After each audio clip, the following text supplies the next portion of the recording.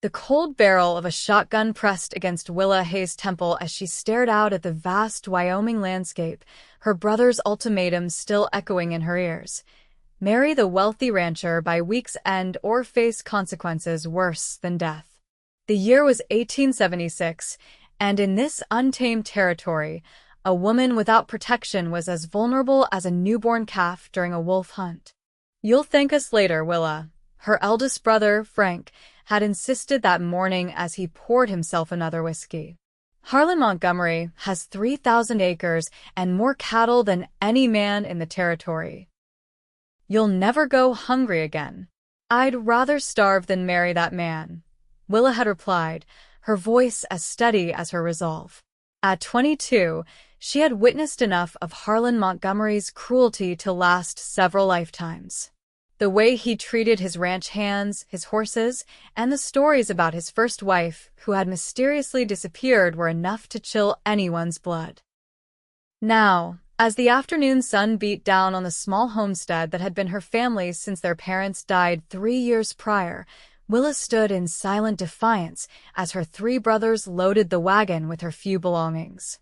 The family Bible, her mother's hairbrush, and a small wooden box containing the only photograph she had of her parents were tossed in without ceremony. "Get in," her middle brother, Theo, commanded, gesturing to the wagon with his shotgun. "Montgomery's expecting us by sundown." "And if I refuse?" Willa asked, though she already knew the answer. "Then we'll deliver you tied up like a hog for slaughter," her youngest brother, Daniel, replied with a coldness that belied their shared blood. "Pa left us in charge of you, and we aim to see you settled proper." What they didn't say was that the Hayes brothers owed Montgomery a substantial gambling debt, and Willa was the payment. She wasn't naive enough to believe their concern was for her welfare. With no other choice, Willa climbed onto the wagon, her blue calico dress catching on a splintered board. As they pulled away from the only home she'd known since coming west as a child, she watched the dusty cabin grow smaller, feeling as though her very soul was being ripped from her body.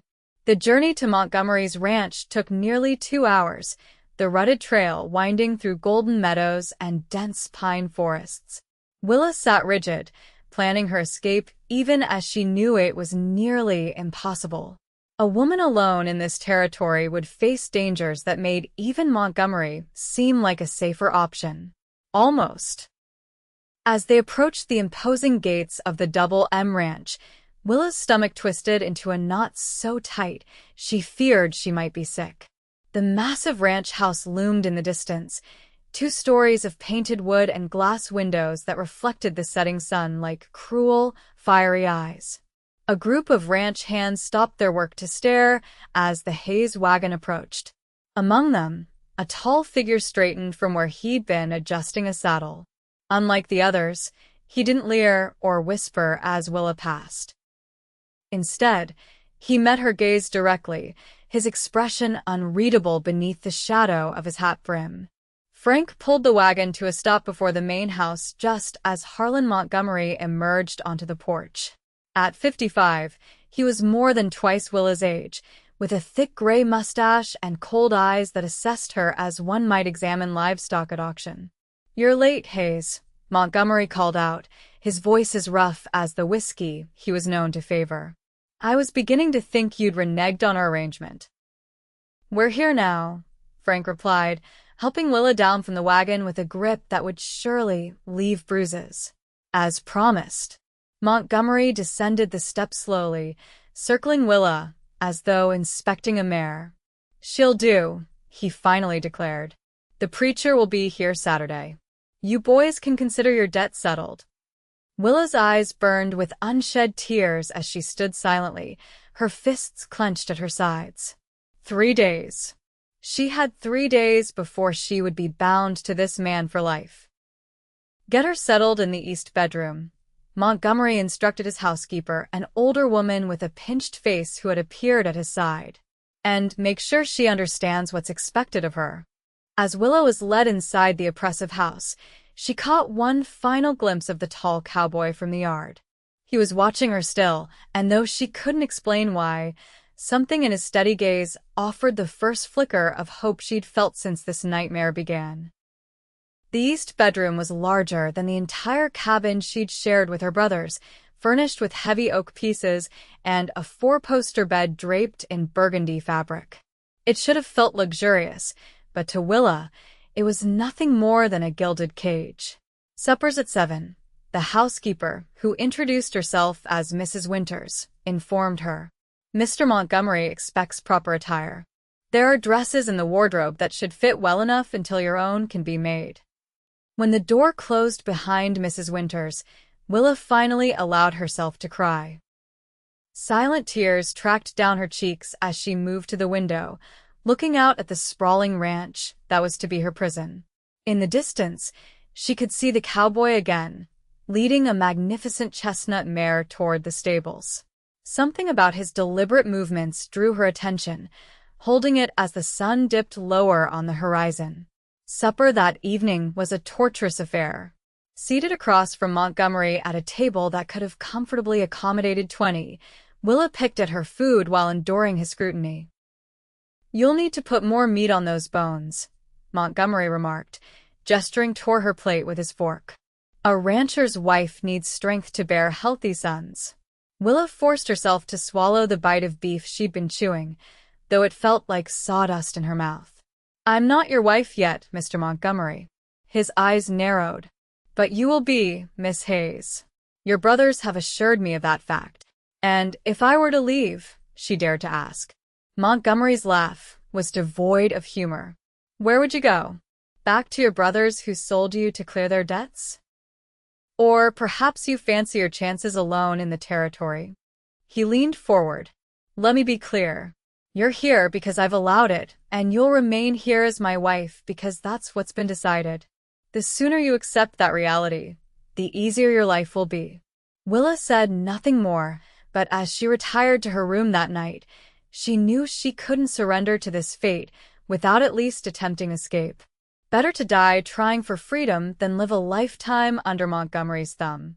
The following morning, Willa rose early, having barely slept. She dressed in one of the simple dresses from the wardrobe, a sensible blue cotton that reminded her of the sky beyond her window, and made her way downstairs. The house was quiet, most of its occupants still abed, offering her a rare moment of solitude. Outside, the ranch was already stirring to life. Ranch hands moved between the barn and the bunkhouse, horses whinnied from the corrals, and the smell of coffee drifted from the cookhouse. Willa walked with purpose, as though she belonged, making her way toward the stables. If she could somehow acquire a horse, she might have a chance at escape. As she approached the stables, she heard a low, soothing voice from within. Pausing at the entrance, she saw the tall cowboy from yesterday speaking quietly to the chestnut mare as he brushed her coat. "Good morning," she said softly, not wanting to startle either horse or man. The cowboy turned, and for the first time, Willa got a clear look at his face. He was younger than she'd initially thought, perhaps 28 or 30, with a strong jaw shadowed by a day's growth of beard. His eyes, a deep blue that reminded her of mountain lakes, regarded her with a mix of caution and curiosity. "Madam," he replied, touching the brim of his hat. "I'm Willa Hayes," she offered, stepping closer. "Blake Callahan," he responded, returning to his brushing. "Horse trainer for the double." The mare nudged Blake's shoulder affectionately, and Willa couldn't help but smile. "She's beautiful." "That she is." "Name's Ember." Blake ran a hand along the mare's neck. "Just broke her last month, but she's got a gentle spirit despite her fire." Willa approached slowly, extending her hand to the horse. Ember sniffed her fingers, then bumped her palm, seeking affection. "Hello, lovely girl," Willa murmured, stroking the velvety nose. "You've been around horses before," Blake observed. "It wasn't a question." "My father taught me to ride when I was 6, Willa replied, a bittersweet smile touching her lips. "Said a person's not truly free until they can ride with the wind." Something shifted in Blake's expression. "Your father sounds like a wise man." He was, Willa agreed. He and my mother both died of fever 3 winters back. Blake nodded, his eyes conveying understanding without pity, a distinction Willa appreciated. I'm sorry to hear that. Lost my own folks in a flash flood when I was 17. The shared loss created a momentary connection, a thread of understanding that stretched between them. Willa realized she'd said more to this stranger in 2 minutes than she'd said to anyone in months. Mr. Montgomery mentioned you'd be joining the household, Blake said carefully, watching her face. Willa's expression hardened. Not by choice. Blake paused in his brushing, considering her words. Few things in this life are truly by choice, Miss Hayes. Please call me Willa, she insisted. And I disagree. There's always a choice, even if the options are difficult. Blake's lips quirked slightly. Willa, then. He studied her face for a long moment. And what choice would you make if you had one? Willa glanced toward the stable door, ensuring they were still alone. I'd leave this place, she admitted in a hushed voice. Today, if I could. Blake resumed brushing Ember's coat, his movements rhythmic and deliberate. Montgomery's not a man who takes kindly to losing what he considers his property. I'm not his property, Willa said fiercely. No, Blake agreed. You're not. He fell silent for a moment, then added, but around here, what Montgomery wants, Montgomery gets. And he's wanted a new wife since Eleanor died 2 years ago. Willa's heart quickened. How did she die? Blake's expression darkened. Officially? Fell from her horse during a storm. Broke her neck. And unofficially? Blake met her gaze directly. Eleanor was an excellent rider who'd never fallen in her life. And there wasn't a storm that day, just a convenient story. The implication sent a chill down Willa's spine. Her suspicions about Montgomery had been correct. He was even more dangerous than she'd feared. I can't stay here, she whispered, more to herself than to Blake. Blake glanced toward the stable door, then back to Willa. There's a supply run to Sweetwater tomorrow. I'm taking the wagon. He hesitated, then added, Ember here could use the exercise. She might just be saddled and ready at first light, behind the south pasture fence line. Willa's breath caught.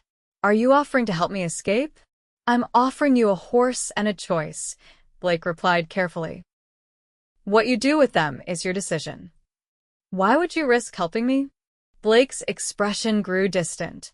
Let's just say I've seen enough of Montgomery's brand of ownership to last a lifetime. Before Willa could press further, voices approached the stable. Blake smoothly transitioned to showing her Ember's training progress, as though that had been their conversation all along. Miss Hayes, Montgomery's voice boomed from the stable entrance. I see you've taken an interest in the stock. Willa turned, forcing a calm she didn't feel. Mr. Callahan was kind enough to introduce me to Ember. Montgomery approached, his boots heavy on the packed earth floor. Callahan knows his place, he said, giving the cowboy a pointed look. As should you. A lady of your standing shouldn't be spending time in stables. I've never considered myself a lady of standing, Willa replied evenly. And I've always loved horses. Montgomery's expression softened in what he likely thought was an indulgent smile, but struck Willa as predatory. Well, as my wife, you'll have time for more refined pursuits. Callahan, see that Miss Hayes' belongings are moved to the main house. All of them. The implication was clear. Montgomery knew her bags were still packed, a silent rebellion against her circumstances. Yes, sir, Blake replied, his face impassive. Montgomery offered Willa his arm. Come. Mrs. Winters has prepared a special luncheon to welcome you. With no choice but to accept, Willa placed her hand lightly on Montgomery's sleeve, allowing him to lead her from the stables. As they departed, she risked a glance back at Blake, who gave her the slightest of nods. First light. The south pasture. She committed the details to memory, hope flickering to life like a match in darkness. The remainder of the day passed in excruciating slowness. Luncheon stretched into an afternoon tour of the ranch house, followed by a tedious dinner during which Montgomery expounded at length about his plans for expanding his cattle operation. Willa feigned interest while mentally calculating what she would need for her escape. Money, food, warm clothing, all essentials she would have to somehow procure before dawn. After dinner, as Montgomery savored his brandy in the study, Willa excused herself, claiming fatigue. In her room, she changed into her nightgown for appearance's sake, then waited, listening to the sounds of the house settling for the night. When the grandfather clock in the hall struck 11, she slipped from her bed and dressed quickly in her sturdiest clothes, a simple brown skirt, white blouse, and the leather boots she'd worn upon arrival. From beneath her mattress, she retrieved the small pouch containing the few coins and bills she'd managed to save over the years, tucking it securely in her bodice. With trembling hands, she wrote a brief note to her brothers, explaining that she could not go through with the marriage and asking them not to search for her. Whether they would honor her wishes was doubtful, but she felt compelled to make the request nonetheless. Now came the most dangerous part, waiting through the night until she could make her escape at first light. Sleep was impossible, so Willa sat by the window, watching as the moon tracked across the sky, casting silver light over the sprawling ranch below. As the eastern horizon began to pale with the first hints of dawn, Willa gathered her small bundle of possessions and the food she'd managed to pilfer from the kitchen the previous evening. With heart pounding, she eased open her bedroom door and listened. The house was silent save for the ticking of the clock and the occasional creak of settling timber. Moving like a shadow, Willa descended the stairs, wincing at each small sound. At the back door, she paused, her hand on the latch, sending up a silent prayer that it wouldn't squeak. To her relief, the door opened soundlessly, and moments later she was outside, the cool pre-dawn air caressing her face like a blessing. Keeping to the shadows, Willa made her way across the yard, past the bunkhouse where the ranch hands still slept, and toward the south pasture. The journey felt interminable, each step potentially her last moment of freedom if she were discovered, but finally, the fence line came into view. And there, just as promised, stood Ember, saddled and ready, her reins loosely tied to a fence post. Willa approached slowly, whispering soothing words as she untied the magnificent mare. As she prepared to mount, she heard the soft crunch of boots on gravel behind her. "You came." Blake's voice was quiet but clear in the stillness. Willa turned to find him standing a few paces away, leading his own horse, a powerful buckskin gelding. "Did you think I wouldn't?" "I wasn't sure," he admitted. "It's a dangerous path you're choosing." "Less dangerous than staying," Willa replied, her resolve firm. Blake nodded, then reached into his saddlebag, withdrawing a small bundle wrapped in oilcloth. "Provisions," he explained, handing it to her. "And this." He passed her a small revolver. "Do you know how to use it?" Willa took the weapon, feeling its weight in her palm. "My father taught me." "Good. There's a town called Redemption about 80 miles northeast. Small enough that Montgomery doesn't have influence there, big enough that you can find work and blend in." Blake hesitated, then added, "Head for the livery. Ask for a man named Walter Burke. Tell him Blake sent you. He'll help you get settled." Willa secured the gun and provisions in her saddlebag, then turned to face Blake fully. "Why are you helping me?" Blake's gaze shifted to the distant mountains, now outlined in pink as sunrise approached. "I told you about Eleanor," he said quietly. "What I didn't tell you is that she was my cousin. I came to work here after her death, hoping to find proof of what really happened." His eyes returned to Willa's face. "I couldn't save her. Maybe I can save you." The revelation stunned Willa. "Won't Montgomery suspect you helped me?" "I'm leaving too," Blake replied. "Been planning it for months. Just needed the right moment." He glanced toward the ranch house. "There'll be consequences for the hands when Montgomery discovers you're gone. I can't be part of that anymore." "Where will you go?" I've got family in Colorado. Thought I might head that way. Blake checked the lightning sky. We need to move. They'll discover you're missing soon enough. Willa nodded, then mounted Ember with practiced ease. The mare shifted beneath her, eager to run. Thank you, Blake, she said softly. I won't forget this. Blake swung onto his own horse. Stay north of the creek bed for the first 10 miles. It'll hide your tracks if they bring out the dogs. After that, follow the ridgeline east until you hit the old Trapper's Trail. It'll take you straight to Redemption. With a final nod, Willa urged Ember forward, the mare responding instantly to her touch. Together they moved swiftly across the open pasture, Blake and his buckskin close behind. As they crested the first rise, Willa glanced back at the Double M Ranch, the main house now visible in the growing light. For a moment, she wondered what her brothers would think when they learned of her escape. Would they come after her, determined to honor their deal with Montgomery? Or would they wash their hands of her, considering her more trouble than she was worth? Either way, she couldn't go back. The path forward, uncertain as it was, offered her only chance at true freedom. They rode hard through the morning, pushing the horses as much as they dared while being mindful of their stamina.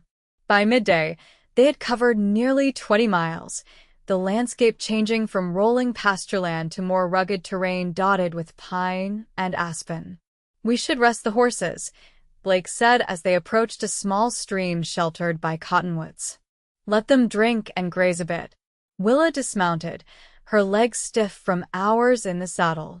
While Blake tended to the horses, she unwrapped the provisions he'd provided: jerky, hardtack, dried apples, and a small canteen of coffee. Simple fare, but more than she'd expected. You prepared well, she observed as he joined her in the shade.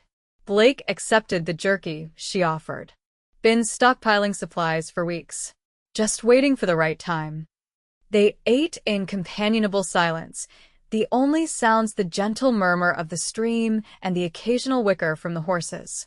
Despite the circumstances, Willa felt a profound sense of peace, the first she'd experienced since her brothers had announced their plan to marry her off to Montgomery. Tell me about Redemption, she requested as they prepared to continue their journey. What kind of place is it? Blake helped her mount Ember before responding. It's a mining town primarily, but it's settled some in recent years. Has a school, church, couple of saloons. He swung onto his buckskin. Walter Burke runs the livery and a small ranch outside town. His wife, Martha, is always looking for help with their boarding house. And they'll truly help a stranger? Willa asked, adjusting her hat against the afternoon sun.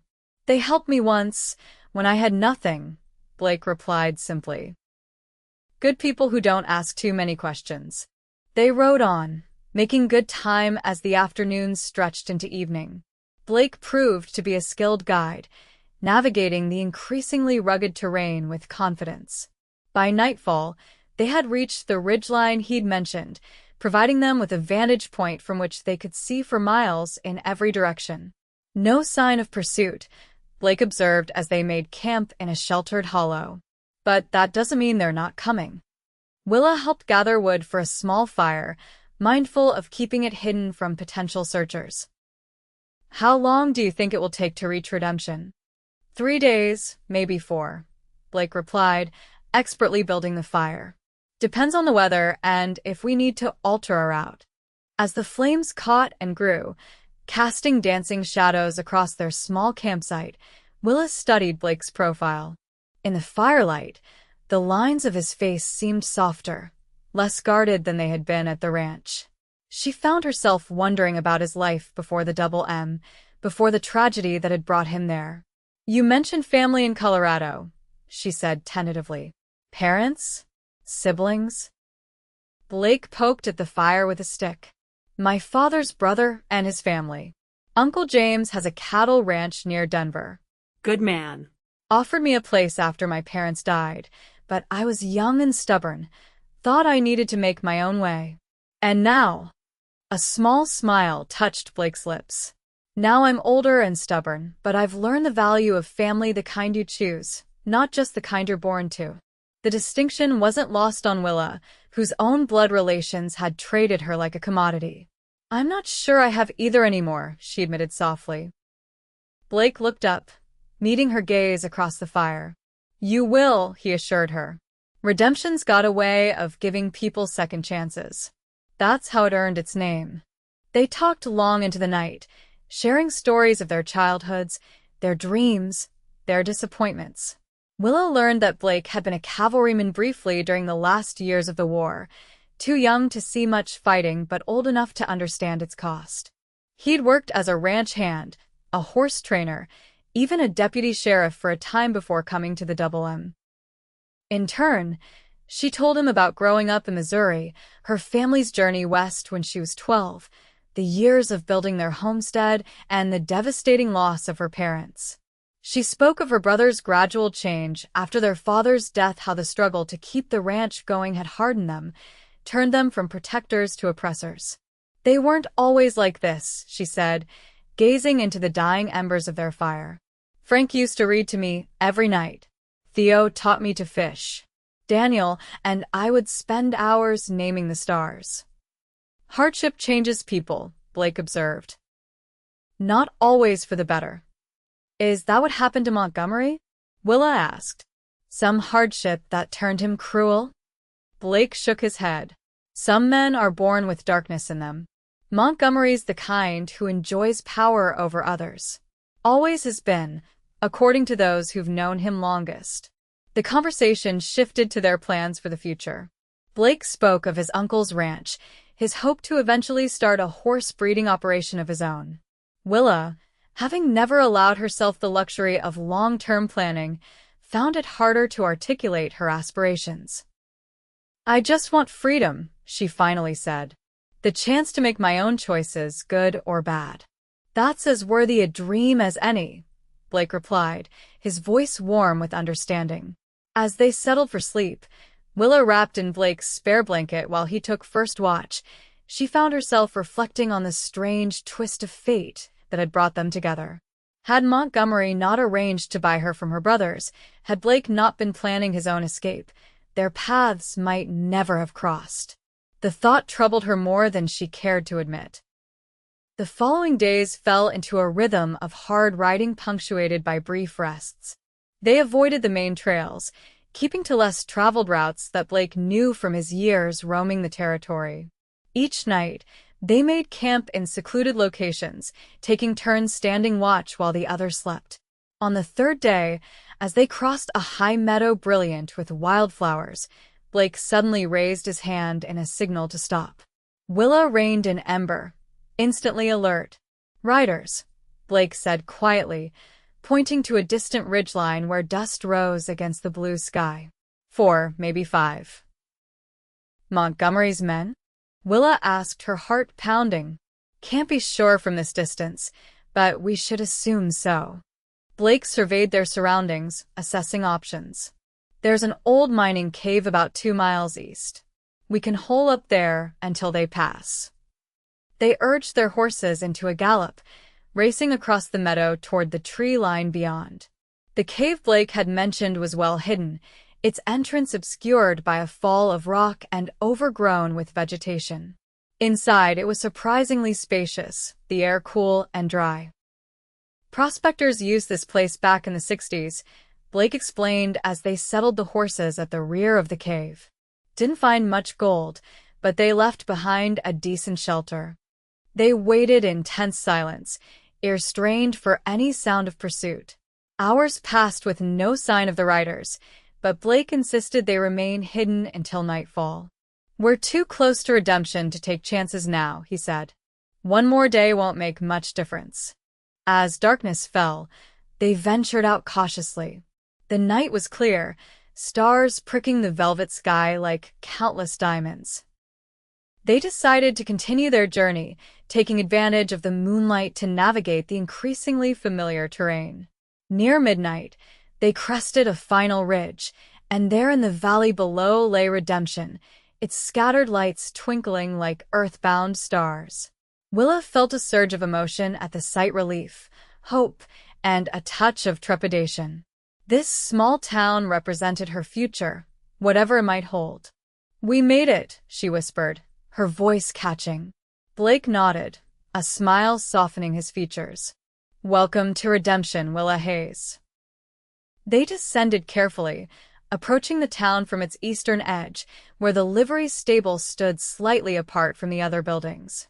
Despite the late hour, a light still burned in the small house adjacent to the stable. Blake dismounted first, helping Willa down from Ember. They led the horses to the stable door, where Blake knocked softly. After a moment, the door opened to reveal a barrel-chested man with a shock of white hair and a magnificent beard. "Walter Burke," Blake said by way of greeting. "It's been a while." The old man's weathered face split into a grin. "Blake Callahan, as I live and breathe." He pulled Blake into a rough embrace, then stepped back to eye Willa curiously. "And who might this young lady be?" "Willa Hayes," Blake replied. "She needs a fresh start, Walter. Thought you and Martha might be able to help." Walter's shrewd gaze assessed Willa for a moment before he nodded. "Any friend of Blake's is welcome here. Come in, both of you. Martha will have my hide if I leave you standing out in the night air."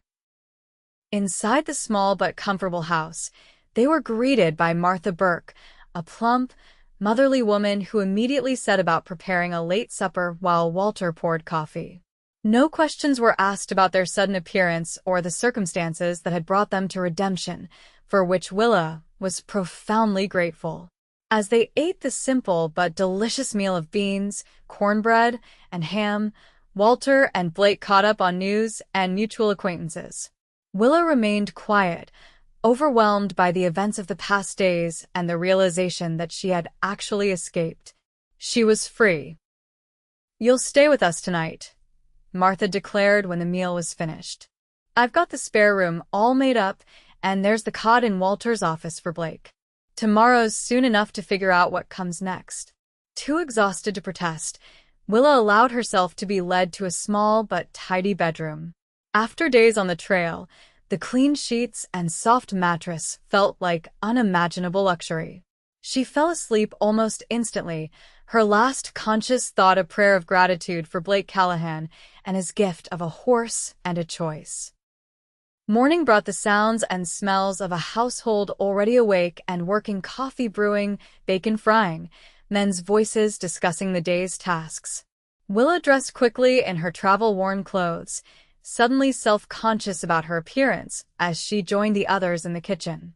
"There she is," Martha greeted warmly. "Sit down, dear. You must be famished after your journey." Blake was already at the table, freshly shaved and looking more rested than Willa had yet seen him. He offered her a smile as she took the seat beside him.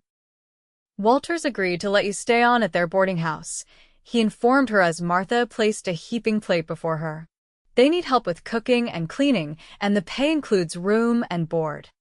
"If that suits you, of course," Martha added. "We wouldn't want to presume." Willa looked between the three kind faces surrounding her, overcome with gratitude. "It suits me perfectly," she managed. "I can't thank you enough." "No thanks needed," Walter declared gruffly. "Blake here saved my life once during a blizzard. Any friend of his is family as far as we're concerned." After breakfast, Walter took Blake to the livery to settle the horses while Martha showed Willa around the boarding house, a two-story structure on the main street with 8 guest rooms, a dining room, and a comfortable parlor. "It's not grand," Martha acknowledged, "but it's clean and respectable. Most of our boarders are miners or shopkeepers without families. Good men, by and large, though I won't tolerate drunkenness or foul language under my roof." Willa was shown to a small room at the back of the house that would be hers, simply furnished but private and warm. For the first time since leaving her brother's homestead, she allowed herself to believe that she might truly build a new life here. The day passed in a flurry of activity as Willa learned the routines of the boarding house and was introduced to the current residents, 5 men ranging in age from 20 to 60, all of whom treated Martha with respectful deference that spoke volumes about her standing in the household. It wasn't until evening that Willa had a chance to speak privately with Blake again. She found him in the small garden behind the boarding house, smoking a cigarette as he gazed at the darkening sky. "Walter offered me a job at the livery," he said as she joined him. "Says he could use the help, especially with training the younger horses." "You're staying in Redemption?" Willa couldn't keep the surprise from her voice. Blake exhaled a stream of smoke. "For a time. Sent a telegram to my uncle this afternoon, letting him know I'm safe. Thought I might work here through the winter. Head to Colorado come spring." He glanced at her. "How about you? Think you could be happy here?" Willa considered the question seriously. "I think I could. The Burkes are kind, the work is honest, and no one's trying to marry me off against my will. That's more than I had a week ago." Blake chuckled, a warm sound that Willa realized she'd come to appreciate. "Fair enough." They stood in companionable silence for a moment before Willa spoke again. "What happens if Montgomery or my brothers track us here?" "Montgomery's influence doesn't reach this far," Blake assured her. "And even if it did, Walter's well respected in these parts. No one would take kindly to threats against his household." He flicked away his cigarette. "As for your brothers, if they come, we'll deal with it then. But my guess is they'll wash their hands of the whole affair rather than face Montgomery's wrath." Willa nodded, hoping he was right. The thought of confronting her brothers again filled her with dread, not for her own safety, but for the painful reminder of how thoroughly they had betrayed her trust. "I never properly thanked you," she said after another moment of silence. "For the horse, the choice. Everything." Blake turned to face her fully. In the fading light, his eyes were dark and serious. "You don't owe me thanks, Willa. What Montgomery and your brothers planned wasn't just wrong, it was cruel. Anyone with a conscience would have done the same." "Not anyone would have risked their life," Willa countered softly. "You did. I won't forget that." Before Blake could respond, Martha's voice called from the back door, summoning them for supper. The moment passed, but something had shifted between them, a recognition, perhaps, that their connection had evolved beyond mere circumstances into something more meaningful. The weeks that followed established a new rhythm to Willa's life.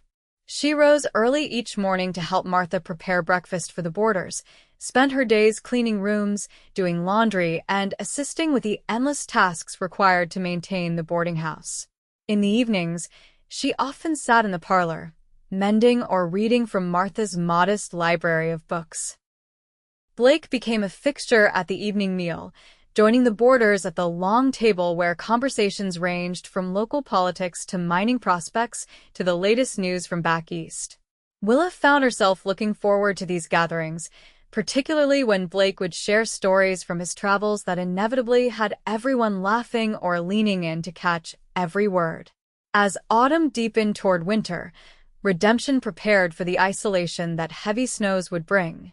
Supplies were stockpiled, repairs completed, winter clothing brought out and aired. The rhythm of the town changed, becoming more inward-focused as the days shortened and temperatures dropped. One crisp November afternoon, Willa was hanging laundry in the garden when Blake approached, leading Ember by the reins. "Thought you might like to go for a ride," he suggested. "Ember's been missing you." The mare nickered softly, as if confirming his words, and Willa couldn't suppress a smile. "I've missed her too." She glanced at the half-empty laundry basket. "Let me finish here, and I'll join you." An hour later, they were riding side by side along a ridge overlooking Redemption, the town nestled in its valley like a jewel in a setting. The air was cold but exhilarating, the sky an impossible blue against the gold and russet of autumn foliage. "It's beautiful," Willa breathed, reining Ember to a stop to admire the view. "Yes, it is," Blake agreed, though when she turned, she found him looking not at the landscape, but at her. The intensity in his gaze sent warmth flooding through her despite the chill air. They had grown closer over the weeks, their shared experience creating a bond that had deepened into genuine friendship. But lately, Willa had found herself wondering if there might be something more developing between them, caught in the way Blake's eyes lingered on her across the dinner table, or how his hand would brush hers when passing the salt, lingering just a moment longer than necessary. "I've been thinking," Blake said, breaking the momentary silence, "about spring and Colorado." Willa's heart sank. Despite knowing that Blake had always planned to leave come spring, she had allowed herself to hope he might reconsider. "Your uncle's ranch," she said, keeping her voice neutral. "Yes." Blake shifted in his saddle, suddenly looking uncomfortable. "Thing is, I've grown fond of redemption. Of the people here." Hope flickered anew in Willa's chest. "Oh, Walter's offered to make me a partner in the livery," Blake continued. "Says he's getting too old to run it alone, and he likes my way with the horses." "That's wonderful," Willa said sincerely. "Will you accept?" Blake met her gaze directly. "I'm considering it, but there's something else I need to consider as well." He took a deep breath.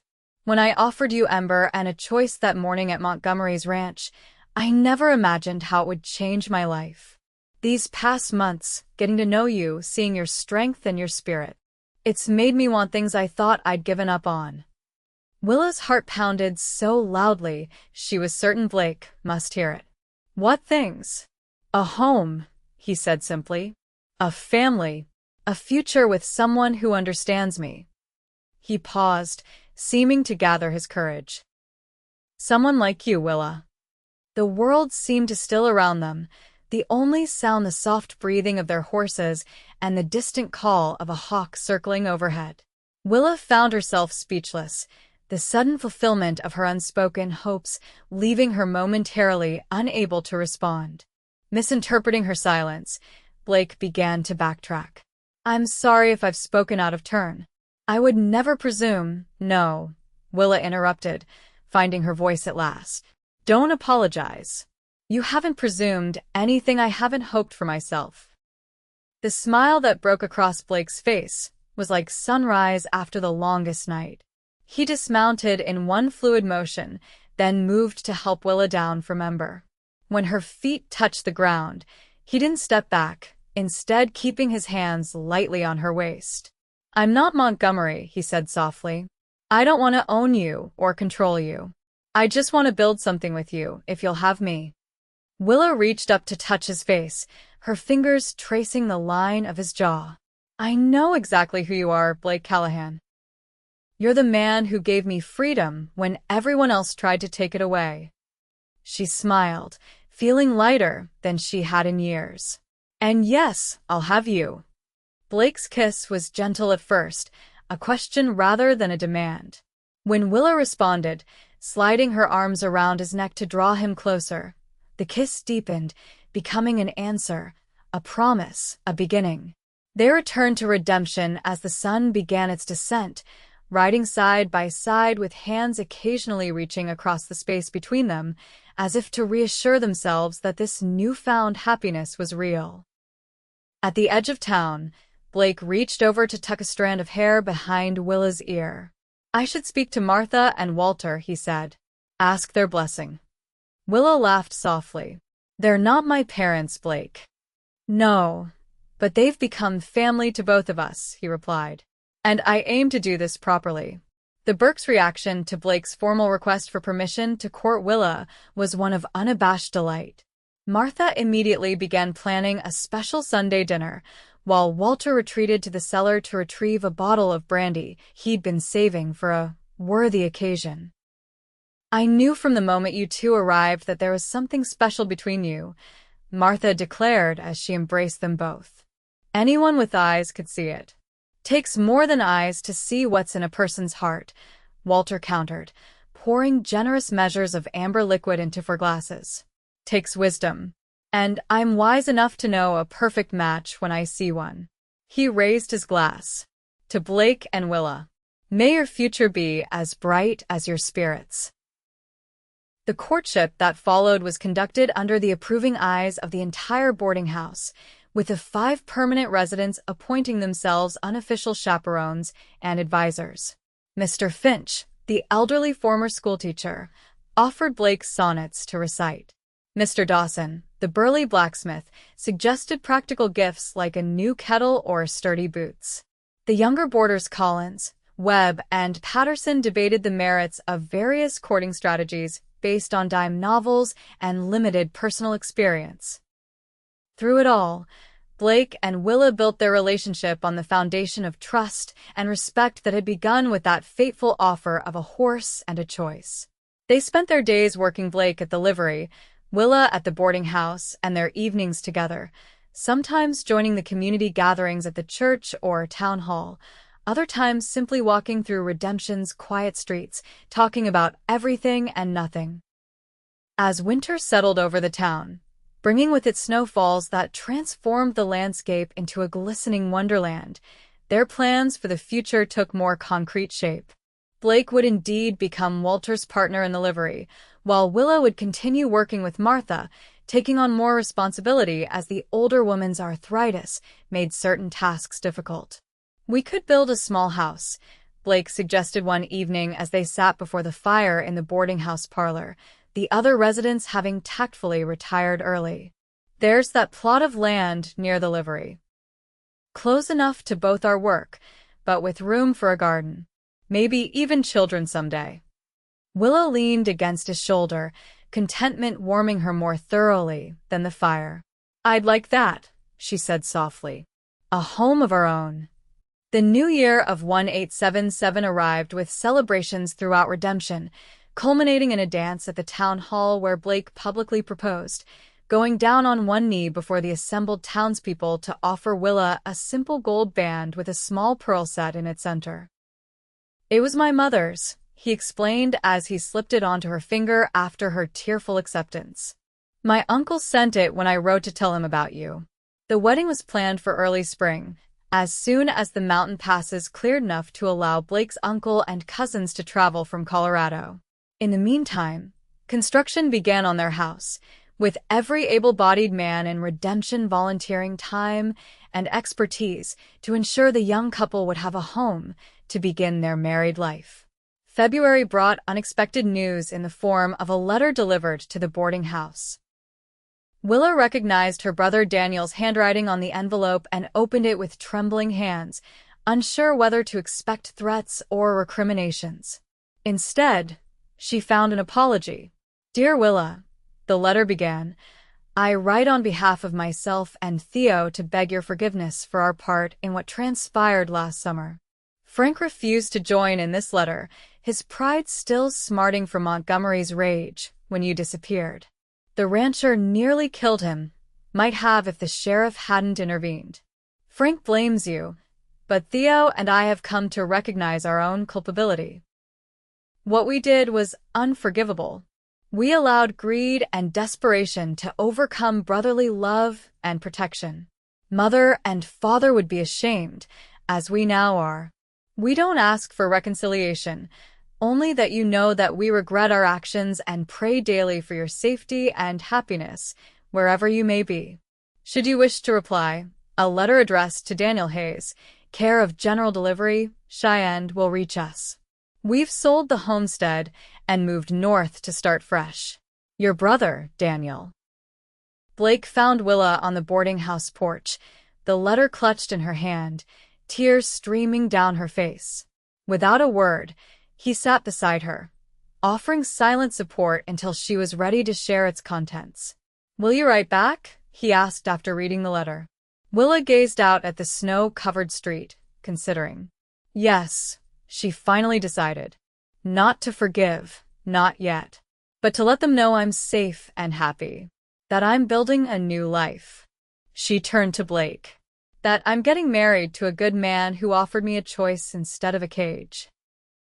Blake gathered her into his arms, holding her close as the winter sun cast long shadows across the porch. Whatever you decide, I'm with you. In the end, Willa wrote not one but 2 letters, one to Daniel and Theo, acknowledging their apology and briefly describing her new life in Redemption, another to Frank, shorter and more formal, but offering a tentative olive branch should he ever wish to claim it. Whether any of her brothers would re-enter her life remained to be seen, but the act of writing the letters lifted a weight she hadn't fully recognized she'd been carrying. March brought the first signs of spring snowdrops pushing through the melting drifts, longer days, warmer breezes carrying the promise of renewal. The house Blake and the townsmen had built was completed, a sturdy two-bedroom structure with large windows and a wide front porch. Martha and Willa spent days sewing curtains, quilting a wedding bedspread, and assembling the household items every new bride required. The wedding day dawned clear and mild, with a sky so blue it seemed to have been specially ordered for the occasion. In Martha and Walter's parlor, Willa dressed in a gown of cream-colored silk that the women of Redemption had collectively created, each contributing fabric, lace, or skilled stitches to the project. "You look beautiful," Martha declared, adjusting the wreath of early spring flowers crowning Willa's upswept hair. Like a princess in a fairy tale. Willa gazed at her reflection in the looking-glass, hardly recognizing the confident, glowing woman who stared back. "I feel beautiful," she admitted, "and happy. Happier than I ever thought possible." The ceremony was held in Redemption's small church, filled to capacity with townspeople who had adopted Blake and Willa as their own. Walter proudly escorted the bride down the aisle to where Blake waited, his expression one of wonder and devotion as he watched Willa approach. The vows they exchanged were traditional but spoken with deep personal meaning, promises of love, honor, and respect that reflected the journey that had brought them to this moment. When the minister pronounced them husband and wife, the cheer that went up from the congregation nearly lifted the roof. The celebration that followed lasted well into the evening, with food and music and dancing in the town square. As twilight descended, Blake took Willa's hand and led her away from the festivities toward their new home. "Mrs. Callahan," he said as they reached the front porch, "welcome home." Inside, the house was warm and welcoming, with a fire already laid in the hearth and fresh flowers on the table. Blake lit the lamps, their golden glow transforming the simple rooms into a sanctuary. "It's perfect," Willa whispered, turning slowly to take in every detail. Blake moved to stand before her, taking both her hands in his. "When I first saw you in Montgomery's yard that day, something told me you were worth risking everything for."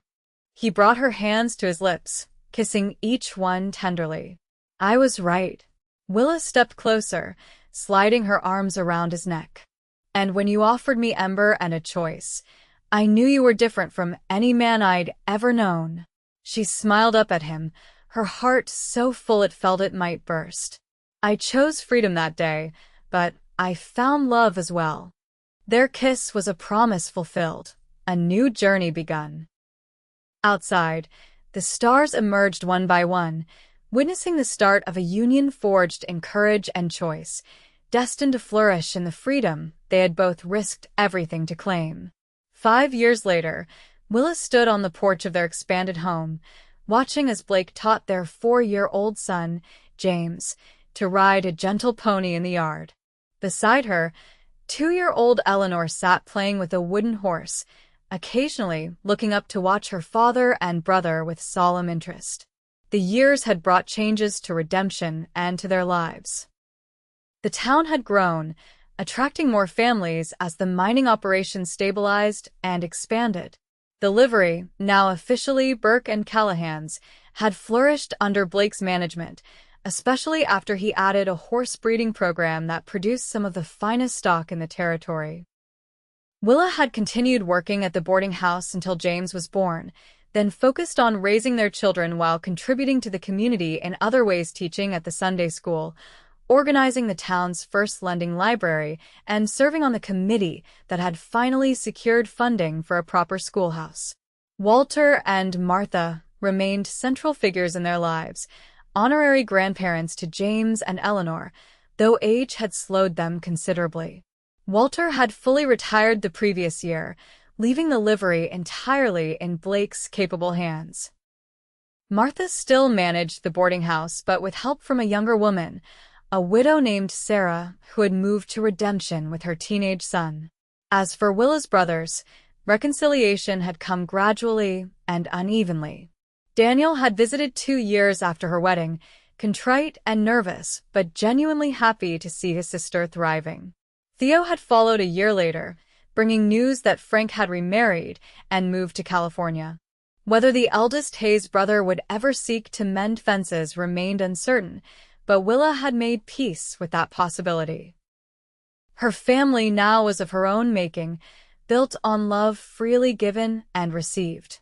"Mama, look," James called, bouncing in the saddle as the pony trotted in a circle, with Blake leading it. "I'm riding all by myself." "I see you, sweetheart," Willa called back, smiling at her son's enthusiasm. "You're a natural, just like your father." Blake looked up at her words, his face splitting into the grin that still made her heart skip a beat. After 5 years of marriage, she found him even more handsome than the day they'd met, a few strands of silver now threaded through his dark hair, laugh lines crinkling the corners of his eyes, his lean frame still strong from daily work with the horses. Later that evening, after the children were tucked into bed, Willa and Blake sat on their porch swing, watching as the first stars appeared in the deepening blue of the sky. Blake's arm was around her shoulders, her head resting comfortably against him, their bodies fitting together with the ease of long familiarity. "I had a letter from Uncle James today," Blake said, his voice a pleasant rumble against her ear. "He's thinking of retiring, wants to know if we'd consider taking over the ranch." Willa sat up slightly surprised. "Move to Colorado?" Blake nodded. "It's a beautiful property, larger than anything we could build here. Good land for the children to grow up on." He squeezed her shoulder gently. "But Redemption is our home. I told him I'd discuss it with you, but I'm not eager to leave." Willa settled back against him, considering. "We could visit this summer," she suggested. "See the ranch, introduce the children to their great-uncle, then decide." "Always practical," Blake chuckled. "That's my Willa." They fell silent, content in each other's company as night fully claimed the sky. From inside the house came the soft sounds of their children sleeping, from the town below the distant strains of a piano playing in the hotel. All around them, the life they had built together, the life that had begun with the offer of a horse and a choice. "Do you ever wonder," Willa asked softly, "what would have happened if you hadn't helped me that day? If I'd gone through with marrying Montgomery?" Blake's arms tightened around her. "I try not to," he admitted. "The thought of you trapped with that man." He shook his head. "But you're stronger than you give yourself credit for. I believe you would have found a way out, with or without me." Willa smiled at his faith in her. "Perhaps. But I'm grateful it was with you." She turned in his arms to face him. "Every day, I'm grateful." Blake cupped her face in his hands, his expression serious. "When I offered you Ember that morning, I was just trying to do the right thing. I never imagined I was actually choosing my own happiness." He stroked her cheek tenderly. "You and the children, this life we've built, it's more than I ever dreamed possible." "For me too," Willa whispered, leaning in to kiss him softly. "So much more." As they sat wrapped in each other's arms, watching the stars and planning their future, Willa reflected on the journey that had brought them to this moment, from a desperate escape to a life filled with love and purpose. The path hadn't always been easy, but every step had been chosen freely, together. And in that freedom, they had found the greatest gift of all, a love born of courage and choice, strong enough to weather any storm, deep enough to last a lifetime.